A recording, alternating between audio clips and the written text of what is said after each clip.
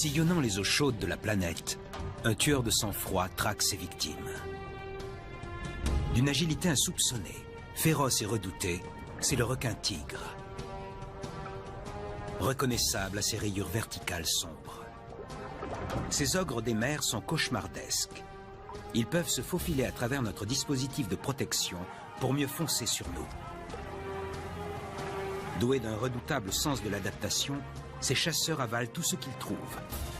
Même la carapace de la tortue n'est pas de taille à la défendre contre des mâchoires aussi puissantes et des dents aussi coupantes. Pourtant, ces monstres furtifs sont-ils des prédateurs aussi féroces qu'ils en ont l'air? Et compte tenu de la chute de leur population, pourront-ils survivre au XXIe siècle?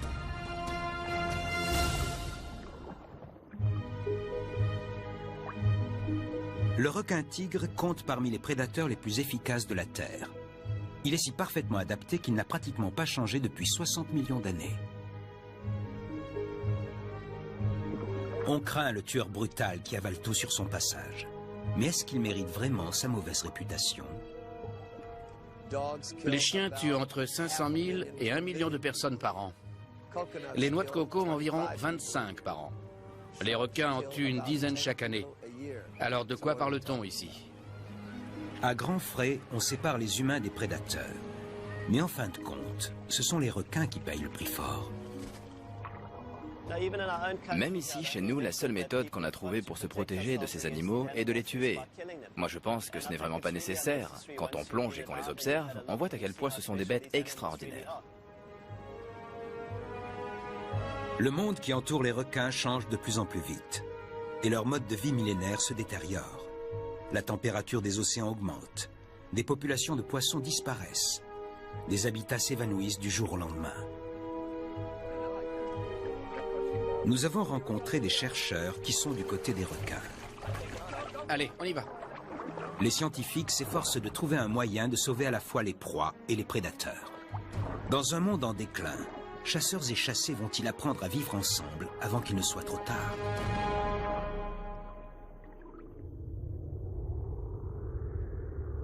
Le requin-tigre fréquente aussi bien les zones tempérées que les régions tropicales. Il préfère les eaux chaudes et se nourrit de tout ce qu'il trouve. Il est dans son élément le long de la côte est africaine. Non loin de Durban, on note soigneusement les données sur toutes les attaques de requins afin de les analyser.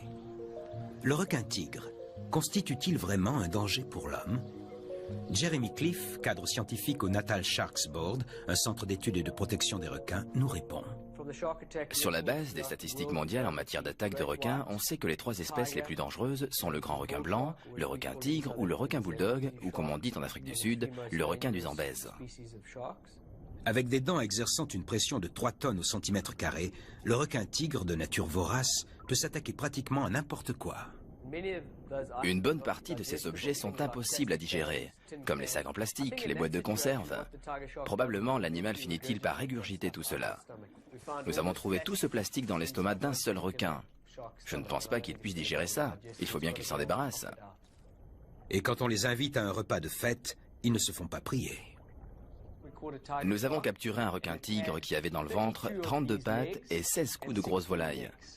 Probablement des dindes. Il devait y avoir un navire de croisière qui passait par là en période de Noël. Et les cuisiniers préparaient le repas du réveillon. Les détritus ont été jetés par-dessus bord. Et le requin-tigre qui suivait le paquebot n'en a pas perdu de miettes. Le requin-tigre adore les calmars.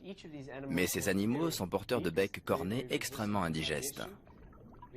On a dénombré jusqu'à 400 de ces becs dans un seul estomac. Il mange pratiquement tout ce qui bouge, même s'il ne peut pas l'avaler d'un seul coup. Quand il y a de la nourriture à profusion, le requin-tigre saute sur l'occasion. Il se goinfre littéralement. Et c'est ce qui lui permet de rester parfois plusieurs jours, voire une semaine, sans manger. Il y a quelque chose qu'il faut bien comprendre à propos des requins. C'est qu'en dépit de leur mâchoire puissante et de leurs dents aiguisées, quoi qu'ils mangent, ils doivent l'avaler tout rond. Dans le cas présent, je ne suis pas sûr que le requin-tigre ait pu engloutir ses traits en une seule fois. Nous sommes ici en présence d'un spécimen de grande taille. Et je pense que le requin a dû s'y reprendre à plusieurs fois pour pouvoir l'avaler. Ce qui nous inquiète, c'est qu'avec un régime aussi résolument omnivore, nous risquons de nous retrouver à leur menu. Cela ne veut pas nécessairement dire qu'à chaque fois que le requin-tigre voit un humain, il va l'attaquer. Rares sont ceux qui voudront courir le risque. À la station balnéaire d'Amanzim Toti, à 24 km de Durban, les choses ont mal tourné. En 1957, au cours de ce qu'on a appelé le Décembre noir, les requins ont tué 5 personnes.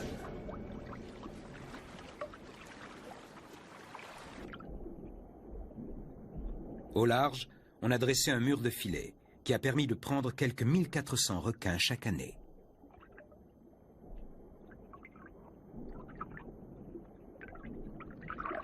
Mais les requins n'étaient pas les seules victimes de ces défenses tous azimuts. Les sinistres attaques de Décembre noir ont donné lieu à la création du Natal Sharks Board, non loin de Durban. Le NSB protège non seulement les baigneurs et les sportifs, mais aussi les requins. Il est donc le seul organisme au monde en son genre. Ce comité est chargé de la surveillance de quelques 320 km de côte. Tous les matins, des équipes sortent inspecter les filets.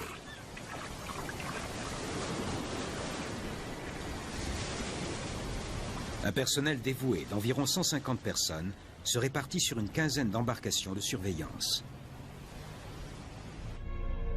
Cela peut faire un choc d'apprendre que les filets, de 6 mètres de haut, ne vont pas jusqu'au fond de l'eau, 10 mètres plus bas. Ceux qu'on appelle des requins tueurs sont tout à fait capables de passer en dessous quand ils arpentent les bas-fonds. Ils peuvent passer par-dessus, par-dessous et aussi sur les côtés des filets. À vrai dire, il y a 3 fois plus de risques de mourir noyé que victime des requins. Les équipes examinent le système sur toute sa longueur pour voir si les filets n'ont pas été endommagés ou si des requins ne se sont pas fait prendre pendant la nuit.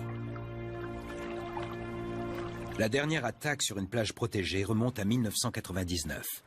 Si les attaques mortelles ont pratiquement été éliminées, la crainte reste, et les filets aussi.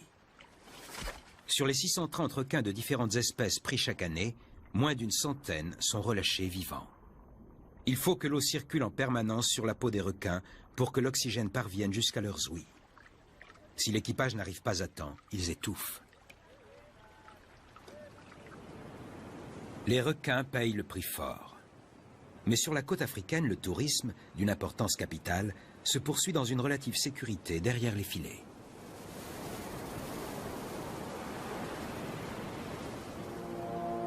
Les requins-tigres se distinguent par des portées particulièrement nombreuses. Le fait de tuer cette seule femelle pleine a entraîné la mort de près de 40 petits.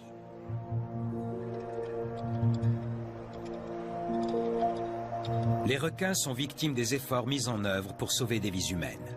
Le NSB pense pourtant que le faible taux de mortalité ne menace pas la survie de l'espèce. En outre, même un requin mort peut apporter de précieuses informations. Les animaux sont identifiés, leur sexe déterminé, ils sont pesés et mesurés.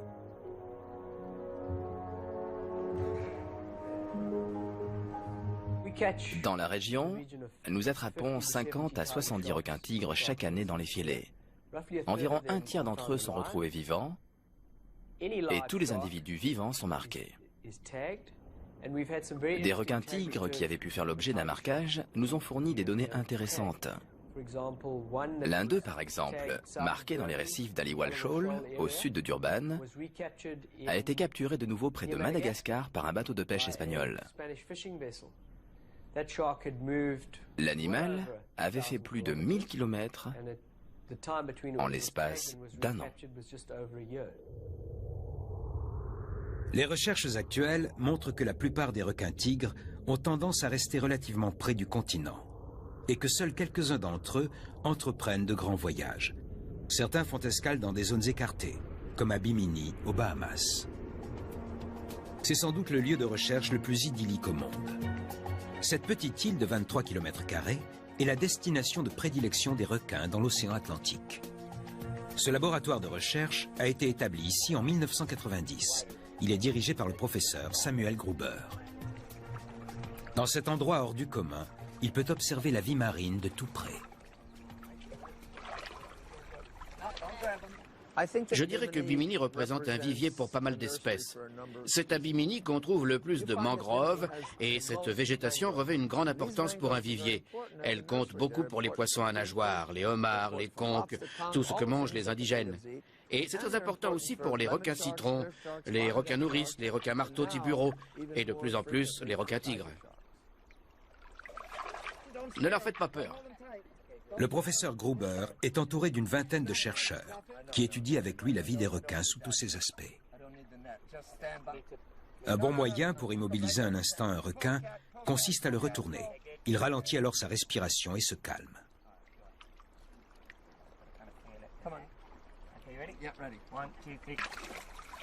Les chercheurs constatent notamment que les requins tigres sont de plus en plus nombreux à venir dans l'île.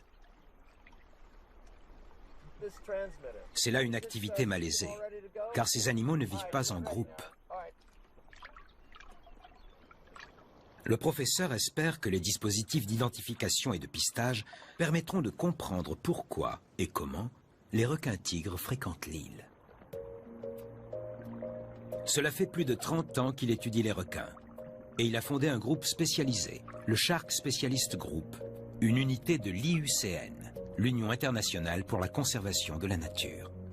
Il s'est aperçu que les mangroves enchevêtrées, mais aussi les lagons calmes, dispensent abri et protection aux requins nouveau-nés. Mais il s'inquiète de plus en plus du projet de destruction de la mangrove à Bimini.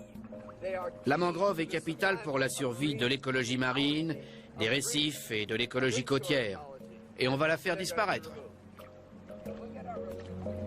2 fois par mois, il examine la population locale de requins. Il enregistre leurs mouvements, leur taille, d'où ils viennent et où ils vont.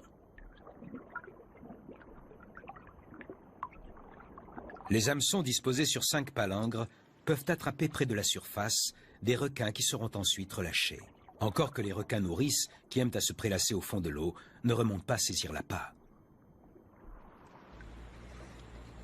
Les chercheurs reviennent quelques heures plus tard afin de minimiser le temps pendant lequel un animal est pris à la ligne. Les requins chassent de préférence du crépuscule jusqu'à l'aube. Mais avant cela, il y a du mouvement dans les bas-fonds. Hé Doc, je crois qu'il y a des requins nourrices par là. J'ai aperçu comme un aileron marron. Je crois qu'ils sont en route. Oui, je les vois, je les vois. Je les ai vus, c'est sûr.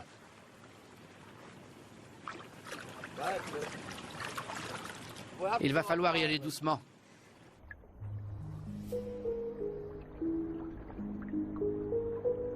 Lors de l'accouplement, les requins ne débordent pas vraiment de tendresse.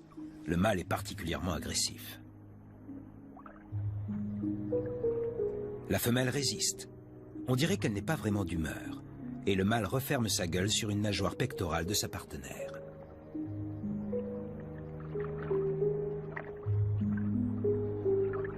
S'il veut s'accoupler, il doit se bagarrer pour la maintenir en position, ce qui peut demander des heures d'effort et d'endurance.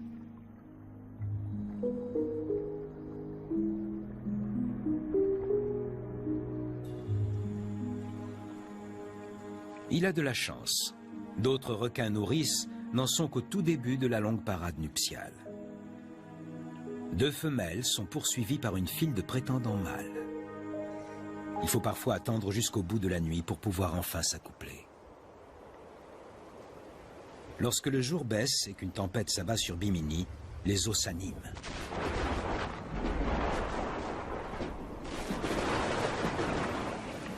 C'est alors que le requin tigre préfère quitter les profondeurs pour venir se nourrir après l'heure de fermeture. Les palangres sont vérifiés 24 heures sur 24. Une moyenne de 4 à 6 requins se font prendre durant la nuit. Le professeur Gruber se démène pour donner ses instructions.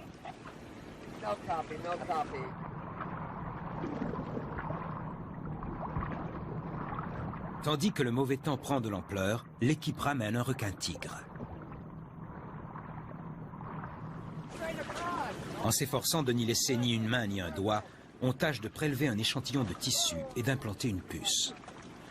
Des analyses ultérieures informeront sur la santé et l'âge, tandis que le marquage d'identification jouera un rôle important si l'animal est repris.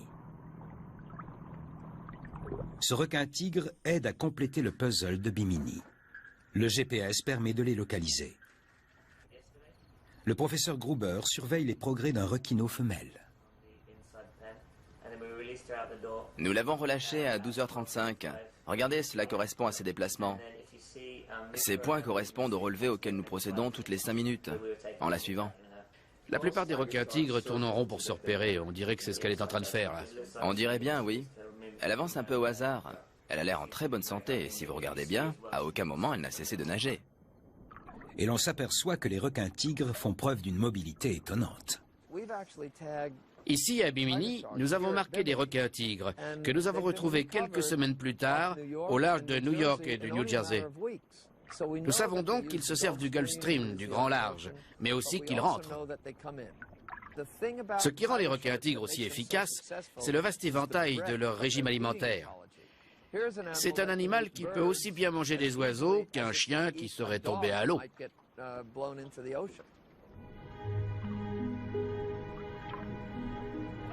Les requins-tigres ont un gros cerveau très évolué. Ces chasseurs d'une demi-tonne font-ils preuve d'intelligence? Peuvent-ils apprendre? Certains éléments tentent à le prouver.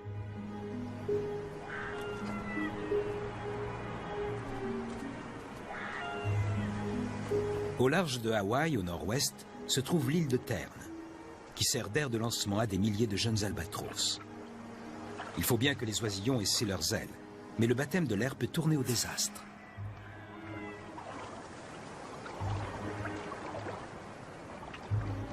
Chaque année, entre juin et août, arrivent les requins-tigres, juste à temps pour aller rôder dans les bas-fonds.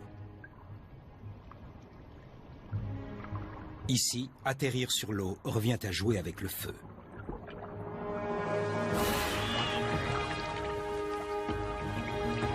Au début de la saison, les requins ne maîtrisent pas encore la technique de l'embuscade, car la vague que l'animal crée devant lui en fonçant peut se révéler salvatrice pour les oiseaux.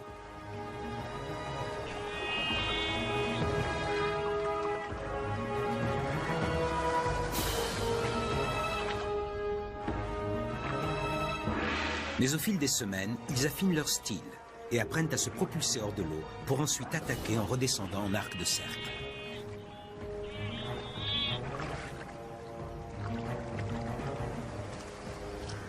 Tandis que les oiseaux adultes restent en sécurité sur la plage, les requins visent les jeunes insouciants.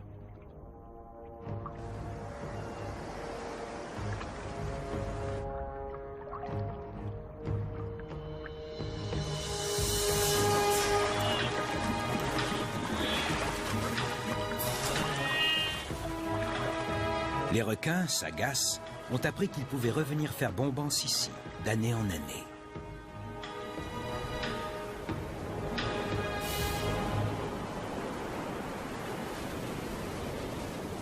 De retour sur la côte sud-africaine, les chasseurs deviennent gibier. Simon Deval, plongeur en apnée, se dirige vers une barrière de récif qu'apprécient les requins-tigres. Cela fait des années qu'il travaille avec des spécialistes en la matière. Il ne croit pas que ce prédateur soit naturellement agressif. Pour le vérifier, il tente une descente dans ces eaux riches en plancton. J'ai rencontré beaucoup de gens, et quand je leur dis ce que je fais, ils pensent en général qu'il faut être fou pour plonger avec des requins. Je leur demande alors s'ils en ont déjà vu, ils répondent non. Et quand je veux savoir s'ils en ont peur, la réponse est oui. Mais avant que Simon et son équipe puissent se mettre en quête de prédateurs, il leur faut apprivoiser le violent ressac de la côte. Aujourd'hui, ils auront livré bataille pour rien. Ce qui ne manque pas de leur rappeler que ce sont les requins-tigres, et non pas les humains, qui sont ici dans leur élément.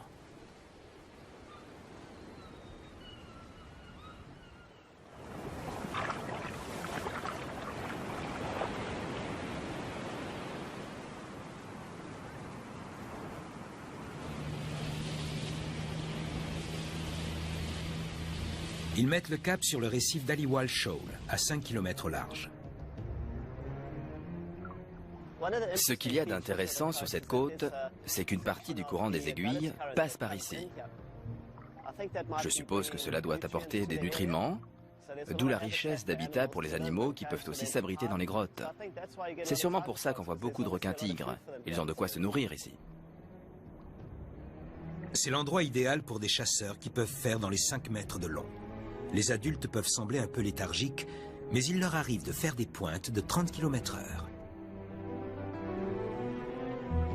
Les requins taureaux se cachent dans des grottes, à l'abri des forts courants. En surface, ils avalent de l'air, ce qui augmente leur flottabilité et leur permet de rester pratiquement immobiles.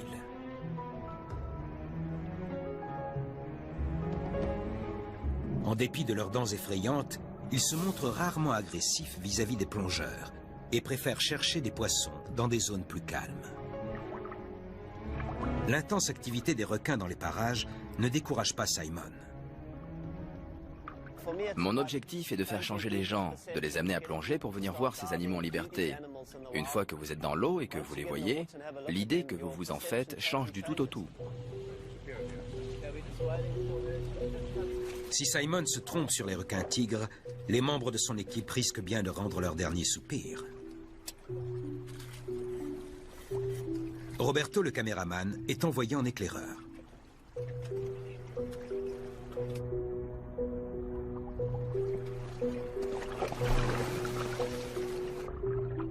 Des rémoras viennent l'examiner.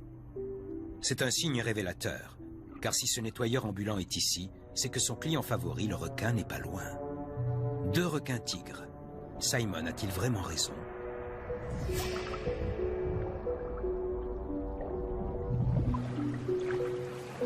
De l'extrait de poisson versé depuis l'embarcation attire des requins bordés, ainsi qu'un requin tigre que Simon reconnaît tout de suite. Regardez cette marque-là, sur le côté. On l'appelle marque basse. Elle a une petite marque rouge sur le flanc. Normalement, les marques sont fixées à la base de la nageoire dorsale, de manière très aisément identifiée. Debbie Millin accompagne Simon autour du monde. Elle aussi est une protectrice passionnée des requins. Elle s'inquiète de voir leur nombre diminuer. On tue 100 millions de requins par an et c'est effrayant. Tout le monde devrait apprendre à connaître ces animaux tant qu'il y en a encore.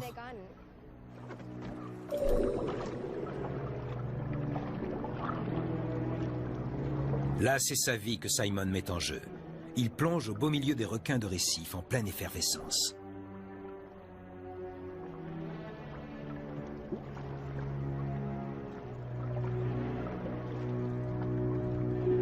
Simon et Debbie sont tous les deux plongeurs en apnée. Sous l'eau, ils peuvent retenir leur souffle pendant plusieurs minutes.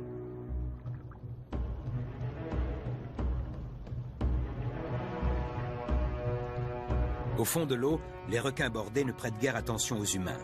Ce ne sont pas ces proies-là qui les intéressent. Les requins et le gros mérou patate guettent les homards qui ont investi les grottes et les crevasses.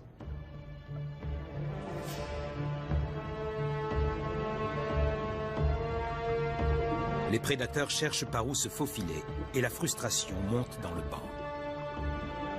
Ils sentent les homards, mais ne peuvent pas les atteindre.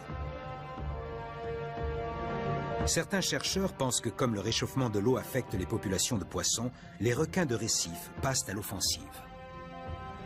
Un groupe à l'affût peut maintenir un requin tigre à l'écart de la nourriture.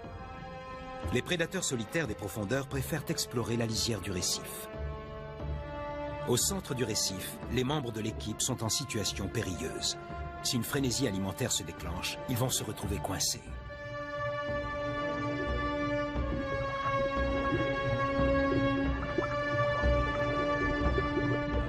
Et il semble bien que l'odeur des homards rende les requins furieux.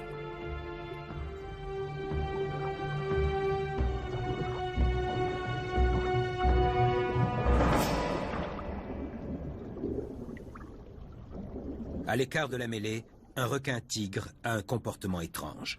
À plusieurs reprises, il semble tâter la roche de la gueule. Certains animaux avalent des pierres pour faciliter leur digestion.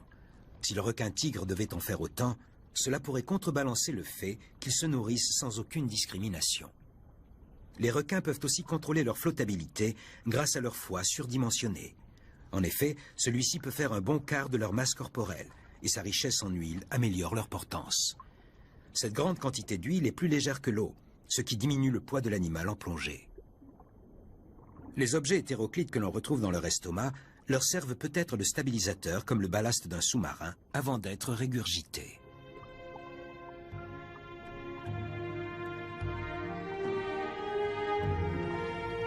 Simon et Debbie éprouvent un grand respect pour les requins-tigres. Les requins-tigres ont une meilleure vue que les humains, et ce n'est que l'un des sens dont ils se servent pour chasser. Dans l'obscurité complète, ils se fient à leur odorat hors pair, ou à leurs électrorécepteurs qui leur permettent de détecter les champs électriques des proies potentielles.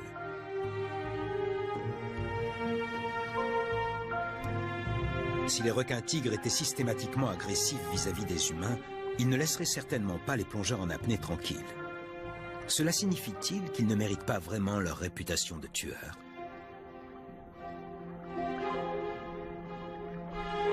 Pour Simon, la plongée parmi ces doux géants nous donne une leçon qu'il aimerait partager avec d'autres.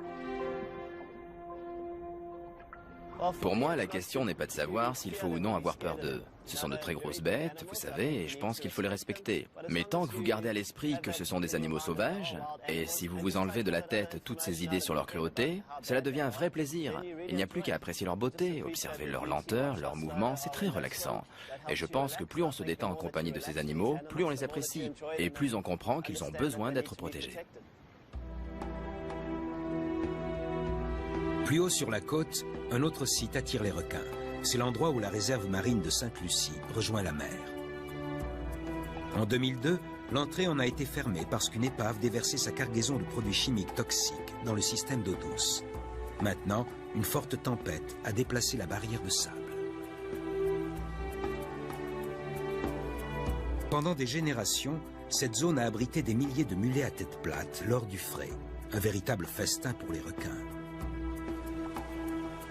Simon part à la recherche de ce poisson, resté prisonnier de la rivière pendant 5 ans à cause de la fermeture de l'embouchure.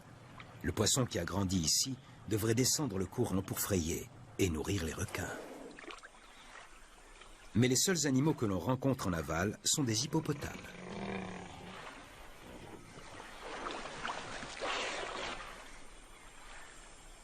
Il y a plusieurs années, le nombre de crocodiles s'élevait à 4000 individus environ. Peut-être parce que la barrière de sable coinçait quantité de mulets dans cette zone. Plus récemment, faibles précipitations et sécheresse ont plongé la population de crocodiles dans une spirale descendante.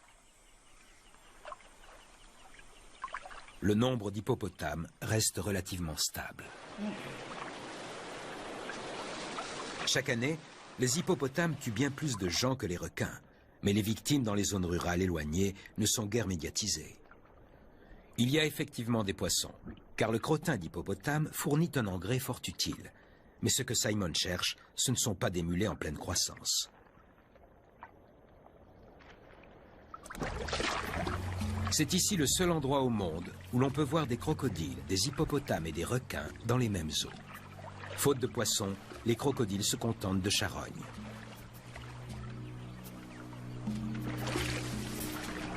Tout comme les requins-tigres, les crocodiles ne peuvent pas mastiquer et ils tournent sur eux-mêmes pour arracher la chair des carcasses. Quand a lieu la migration des mulets, les crocodiles redeviennent piscivores et suivent leur proie jusqu'à l'embouchure de la rivière. Mais sans banc de mulets dignes de ce nom, le régime du crocodile est bien monotone. Ne voyant pas de poissons descendre la rivière, Simon sort de l'eau en quête de mulets qui remonteraient le courant depuis la mer. Espérons qu'à l'embouchure, les bas-fonds vont bientôt fourmiller de poissons en pleine période de frai. De vastes bancs de mulets adultes devraient arriver le long de la côte pour frayer, mais pour l'instant, on ne voit rien venir. Pendant des générations et des générations, les prédateurs sont venus tous les ans sur cette partie de la côte pour se régaler de mulets. Même en l'absence de mulets, les requins arrivent. C'est ainsi qu'ils sont programmés. Ils ne peuvent pas changer du jour au lendemain. Taraudé par la faim, le requin peut s'attaquer à d'autres requins. Ce requin de sable porte la marque très caractéristique des dents du requin-tigre.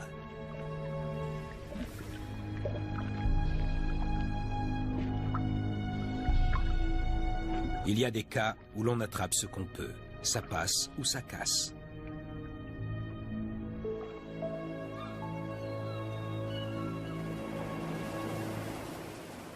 Sur cette portion de la côte, des requins bordés suivent les bancs de sardines vers le sud.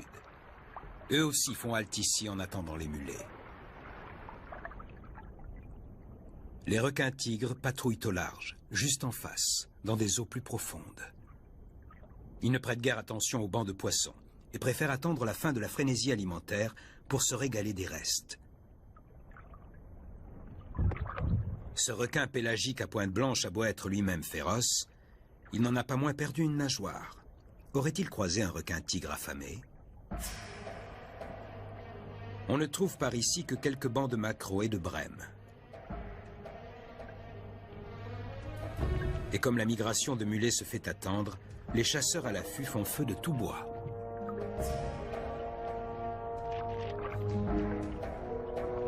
Les requins tigres restent à l'écart du groupe de requins de récif, plus actifs, profitant de leur surplus.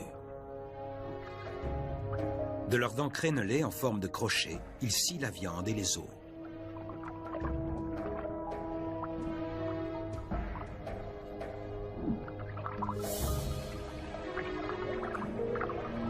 En Afrique du Sud, d'autres poissons en migration souffrent aussi.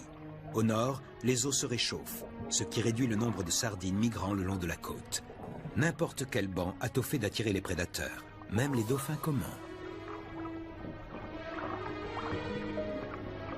L'odeur du poisson déchiqueté attire l'attention des requins bordés.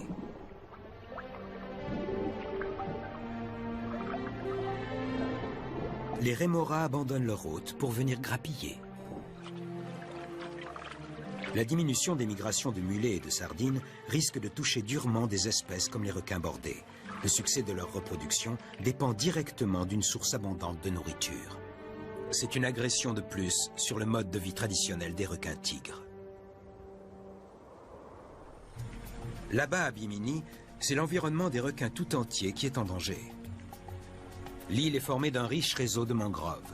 Ce paradis minuscule, qui représente une importante zone de reproduction pour les requins, pourrait bientôt disparaître. Du fait de l'industrie du luxe, le professeur Gruber assiste à des changements massifs, à commencer par l'arrachage permanent de la mangrove. La mangrove est le vivier de tout ce qui sort du récif. C'est ici que vivent tous les poissons à nageoires, les homards et les coquillages que mangent les indigènes, et tous les poissons osseux qu'ils attrapent. C'est ici qu'ils naissent et qu'ils grandissent. On appelle ça une nurserie. C'est capital pour la survie de l'écologie marine, des récifs, de l'écologie côtière, et on veut les faire disparaître. D'ici quelques années, tout cela sera totalement détruit et remplacé par des terrains de golf et des immeubles de luxe. Pour le moment, les immeubles que l'on a construits pendant 25 ans ont encerclé environ un tiers du terrain autour de la nurserie. Mais l'objectif, c'est de faire tout le tour. Un tiers de la mangrove a déjà été arraché. Une fois que la mangrove est partie, elle est partie. C'est la fin de l'activité de nurserie pour les poissons, les requins, les coquillages, les homards et les vertébrés. Or, Bimini est la seule pépinière de toute la côte des Bahamas du côté du Gulf Stream. Des années et des années d'une telle productivité, tout cela est mort. Bel et bien mort. Pour l'instant, il reste assez de mangroves pour la population de requins. Mais les nurseries de requins tigres et des 12 autres espèces de requins qui s'y abritent risquent d'être détruites par les promoteurs qui menacent d'arracher ces arbres protecteurs.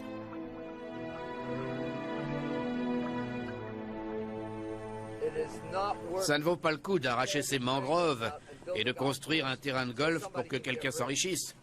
Ça, c'est la richesse. La vraie.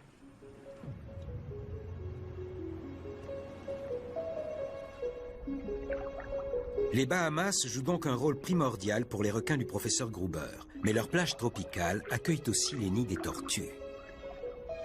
Tandis que les récifs qui entourent les îles fournissent du corail mou comestible, les lagons offrent abri et protection face aux prédateurs venus de l'océan.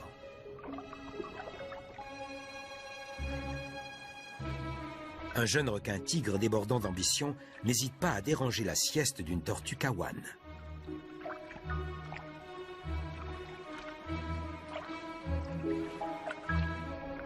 Manifestement, la tortue n'est pas vraiment terrorisée.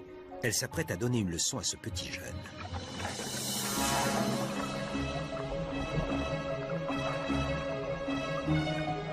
Une chiquenaude sur les ouïes délicates est un douloureux coup de semonce.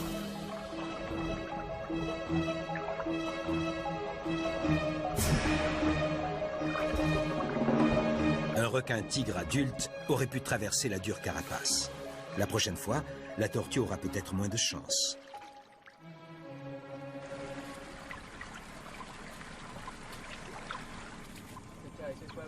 Tous les jours, les chercheurs de Bimini inspectent les récifs à la recherche de requins porteurs d'émetteurs radio.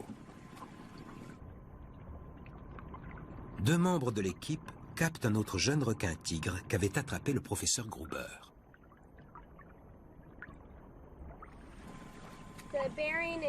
Il est à 30 mètres d'ici, à 165 degrés. Les schémas de pistage détectés donnent à penser que les requins-tigres se réfugient dans la mangrove pendant leurs 3 premières années. Le professeur Gruber a presque 20 ans de données sur différents requins de Bimini. Il pense que c'est son régime omnivore qui permet aux requins-tigres de mieux s'en sortir que les autres espèces. La nouvelle génération semble florissante. Les requins-tigres utilisent désormais l'espace de Bimini comme nurserie, alors qu'ils n'y venaient auparavant que pour se nourrir. C'est maintenant la première espèce de requin que nous attrapons à la palangre à titre expérimental. Ce morceau de nageoire va s'ajouter à la base de données ADN. Ce qui ne change pas, c'est leur constitution génétique. On peut déterminer exactement de quel requin il s'agit et savoir qui sont son père et sa mère.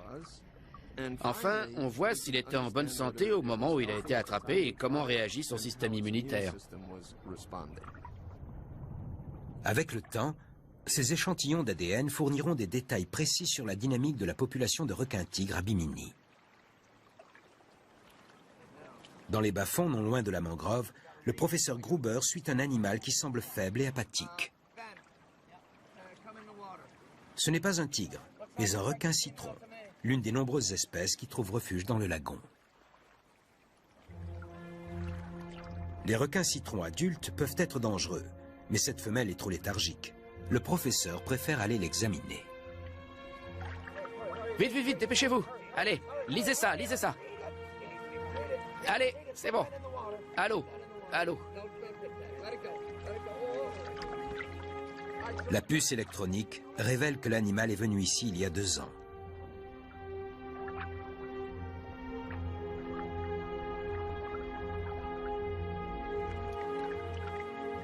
Une rapide vérification confirme le diagnostic. Il n'y a pas de doute, c'est une femelle pleine. Le professeur décide de jouer les sages-femmes. Bon, écoutez, on a beaucoup troublé l'eau ici. Prenez-la par la nageoire pectorale et déplacez-la d'1,50 m à 2 mètres, tout doucement. Elle semble trop affaiblie pour mettre bas toute seule.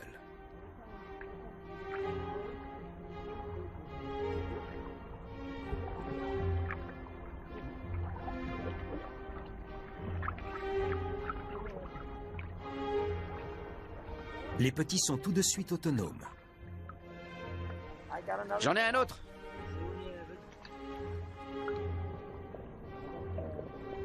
Les requinots incubent, chacun dans son œuf, dans l'utérus. Au bout de 10 mois, ils éclosent dans le ventre de leur mère.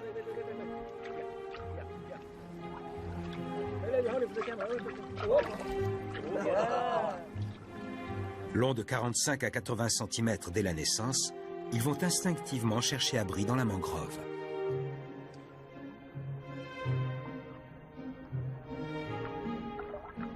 Ces chasseurs miniatures pourront atteindre jusqu'à 3 mètres.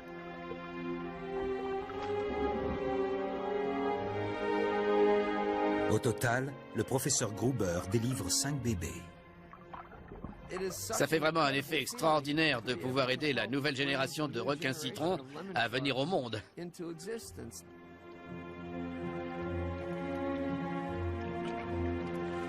Après s'être reposée, la mer s'en retourne vers le récif. Espérons que d'ici 2 ou 3 ans, elle reviendra pour mettre bas une nouvelle fois. Le professeur entend aussi réduire la mortalité des requins en les séparant des humains. Et il va peut-être réussir. Avec Eric Stroud, de la défense des requins, ils se sont penchés sur les signaux d'alarme qu'émettent les poissons attaqués. Quand un poisson se fait manger par un prédateur, il émet des signaux qui indiquent aux autres membres de son espèce « allez-vous-en d'ici ». On connaît ces substances d'alarme depuis 50, 60, 70 ans, mais on ne les avait jamais identifiées chez le requin. Et voilà qu'Eric pense avoir trouvé ces substances d'alarme en les isolant sur du requin en décomposition. Si les produits chimiques d'Eric marchent, cela protégera tous les requins, y compris les requins tigres.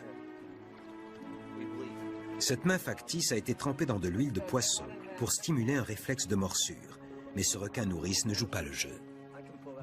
Pour améliorer cet encas, on y ajoute une crevette. Cette fois-ci, en trempant le mannequin dans l'eau, on obtient une vive réaction. Ils sont tellement énervés qu'ils en oublient le répulsif.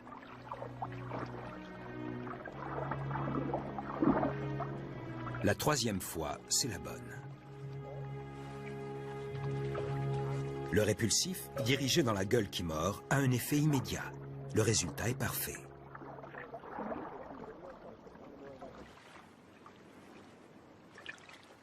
Pour tester un produit chimique perçu par l'odorat, le professeur Gruber provoque un état second chez un autre requin citron.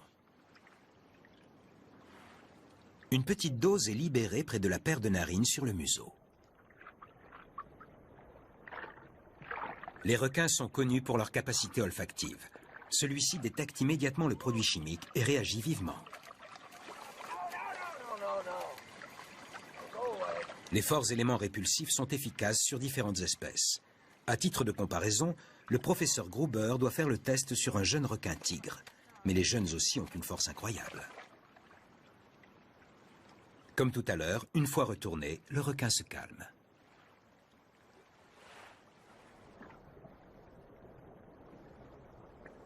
Cette fois-ci, on essaye des produits stimulant le goût aussi bien que l'odorat. De nouveau, le résultat est positif. Le requin sort de son état léthargique et devient hyperactif. Manifestement, ces répulsifs sont efficaces lors d'essais à petite échelle. Mais le seraient-ils aussi dans le cadre de la pêche commerciale? Il est temps pour le professeur Gruber de passer à un test de plus grande envergure sur les récifs. Son institut de recherche dans la mangrove est si près de la nature que l'on croise des boas arboricoles, une espèce endémique à Bimini, chassant non loin de là.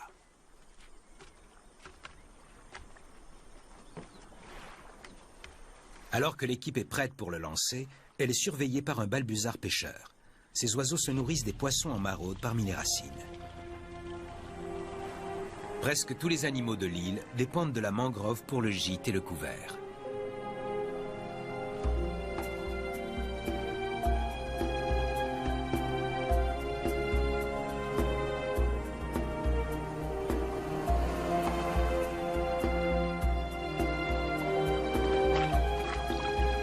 Des dauphins turciopes jouent, là-bas, près des récifs.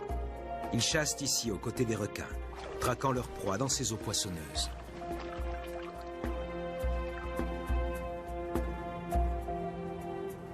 Pour éviter que ces sujets d'étude ne s'habituent à son équipe, le professeur Gruber s'en va poursuivre ses tests de l'autre côté de l'île.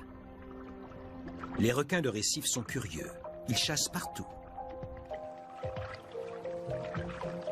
Aujourd'hui, ils convergent par bandes vers un récif non loin de Bimini, appelé Ayers Rock. Pour son test, le professeur a besoin d'un échantillon assez large. Des morceaux de poisson gras maintiennent les requins auprès du bateau, tandis que l'odeur en attire d'autres depuis des centaines de mètres à la ronde. La pêche commerciale à la palangre est le plus grand ennemi des requins et en tue des millions chaque année.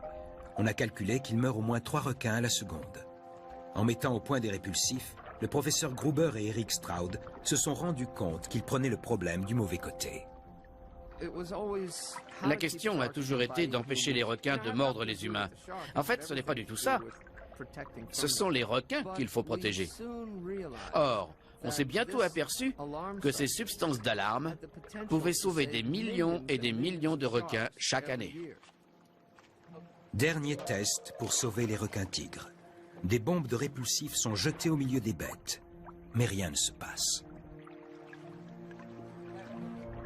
Les bombes devaient exploser au contact de l'eau. Heureusement, il y a assez de nourriture pour garder les requins à proximité. Deuxième tentative.